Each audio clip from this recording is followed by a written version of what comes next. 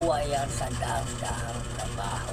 Kaya dito nga pala sa studio ko, lagi kong sinasabi, di baling magulo ang lahat ng balahibo ng iyong katawan, huwag lang ang puso't isipan mo.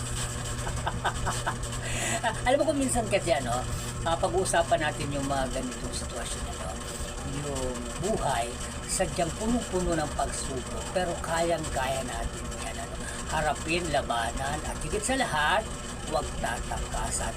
Hanggang dito na lang po ang inyong lingkod ay muli magpapaalam para sa isang kapaki-pakinabang mula sa inyo. Ito ang DJ 1208 Live, kwento ng buhay. Ako si Eugenio sa Porbilagdaan Jr. Ito ang kwento ng katotohanan na may katwiran na hindi matututulan ni man, at ang kasinungalingan may kapamakan at kaya.